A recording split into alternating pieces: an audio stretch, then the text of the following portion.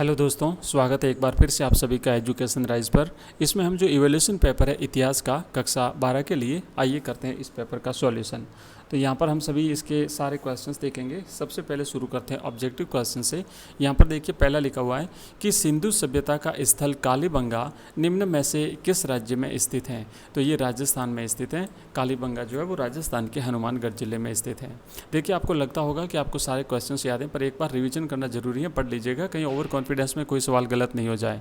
दूसरा प्रश्न है सिंधु सभ्यता का सबसे प्रसिद्ध पूरा स्थल कौन सा है। तो सबसे प्रसिद्ध पूरा स्थल जो है ये मोहनजोदड़ो था, और सबसे पहले खोजा गया स्थल जो है वो सिंधु सभ्यता का हड़प्पा था। नेक्स्ट है सम्राट अशोक के अभिलेखों को सर्वप्रथम किसने पढ़ा। तो जेम्स प्रिंसेप जो है इन्होंने सम्राट अशोक के अभिलेखों को सबसे पहले पढ़ा था।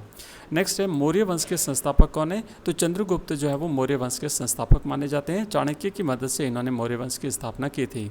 अगला क्वेश्चन है वह वंश परंपरा जो पिता के पुत्र, पुत्र से पौत्र और फिर प्रपुत्र आदि में चलती है क्या कहलाती है। तो ये जो परंपरा होती है ये से पितृवंशिकता कहते हैं। ऑप्शन अ इसका सही जवाब है। नेक्स्ट है प्रसिद्ध यात्री अल बेरूनी कहाँ का निवासी था। तो अल बेरूनी जो है वो ख्वारिज्म का निवासी था, और ये ख्वारिज्म जो है ये वर्तमान उज्बेकिस्तान में पड़ता है।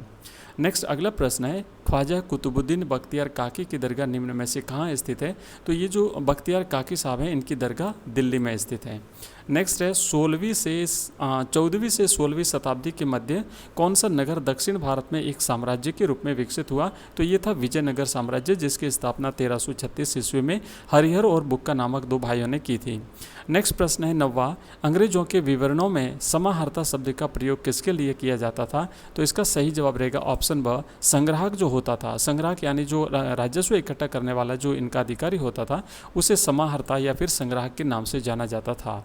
नेक्स्ट प्रश्न है 1818 का वर्ष मुख्य रूप से किसके लिए जाना जाता है। तो 1818 का वर्ष जो है वो मुख्य रूप से दक्कन में अंग्रेजों का कब्जा के रूप में जाना जाता है। रेलवे की शुरुआत 1853 में हुई थी, और राजधानी परिवर्तन जो है वो 1911 में घोषणा हुई थी। 1912 में राजधानी परिवर्तन हुआ था।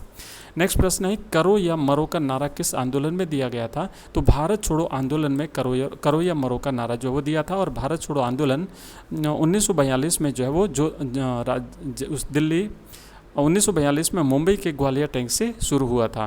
नेक्स्ट बेगम हजरत महल ने विद्रोहियों का नेतृत्व कहाँ पर किया था। तो बेगम हजरत महल ने विद्रोहियों का नेतृत्व लखनऊ से किया था। आगे बढ़ते हैं, रिक्त स्थान वाले प्रश्न देखते हैं। नेक्स्ट पहला प्रश्न है रिक्त स्थान लोगों द्वारा किए जा रहे आडंबर कर्म कांड और मूर्ति पूजा पर कटाक्ष करते थे। तो कबीर जो है वो आडंबर कर्म कांड और मूर्ति पूजा पर कटाक्ष करते थे। नेक्स्ट है औपनिवेशिक सरकार द्वारा में लागू की गई राजस्व की प्रणाली को रैयतवाड़ी बंदोबस्त कहते हैं। तो दक्कन में जो लागू हुई थी मद्रास में, औपनिवेशिक सरकार द्वारा मद्रास में जो राजस्व प्रणाली लागू की गई थी इसे रैयतवाड़ी नाम दिया गया था। 1792 में मद्रास में ये प्रणाली लागू हुई थी। नेक्स्ट क्वेश्चन है बम्बई में का निर्माण ब्रिटेन के राजा जॉर्ज पंचम और उनकी पत्नी के स्वागत में किया गया था। तो यह है गेटवे ऑफ इंडिया, जिसका निर्माण 1911 में हुआ था। तो ये राजा पंचम ब्रिटेन के राजा जॉर्ज पंचम और उनकी पत्नी मैरी के स्वागत में किया गया था। नेक्स्ट है 1857 के विद्रोह में हमें अनूठी मिसाल देखने को मिलती है। सामाजिक सौहार्द की मिसाल या फिर हिंदू मुस्लिम एकता की अनूठी मिसाल जो है वो देखने को मिलती है। नेक्स्ट प्रश्न है महात्मा गांधी ने को अपने साथियों के साथ साबरमती आश्रम से दांडी यात्रा पैदल प्रारंभ की थी। तो महात्मा गांधी ने अपने अनुयायियों के साथ 12 मार्च 1930 को यह यात्रा प्रारंभ की थी, जो कि 6 अप्रैल 1930 को दांडी पहुंच करके और साथ ही साथ वहां पहुंचकर नमक बना करके गांधी जी ने इस यात्रा को पूरा किया था। और नेक्स्ट है नमक कानून को तोड़ा था गांधी जी ने। महाभारत की विषय वस्तु को आख्यान और उपदेशात्मक नामक शीर्षकों के अंतर्गत रखा गया है।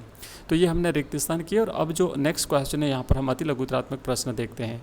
पहला प्रश्न लिखा हुआ है कि सिंधु सभ्यता के किन्हीं 2 केंद्रों के नाम लिखिए। तो सिंधु सभ्यता के कई सारे केंद्र हैं, आप कोई भी 2 केंद्र लिख सकते हैं। हड़प्पा लिखिए, मोहनजोदड़ो लिखिए, कालीबंगा लिखिए, लोथल लिखिए, सुत्क गेंडोर लिखिए और मांडा लिखिए। आप चाहो तो धोलावीरा लिखिए, लोथल लिखिए, बनावली लिखिए, रोपड़, तो ये सारे जो है इनके केंद्र हैं।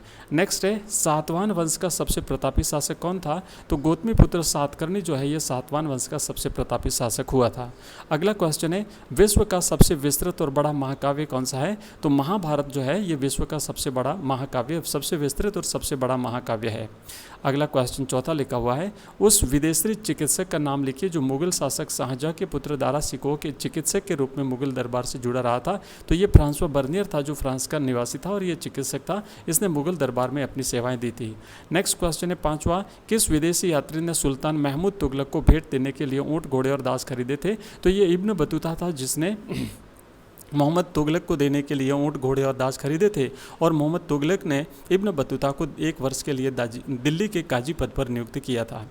अगला क्वेश्चन है अमीर खुसरो किसका शिष्य था? तो ये निजामुद्दीन औलिया के शिष्य थे। अमीर खुसरो जो है ये निजामुद्दीन औलिया के शिष्य थे।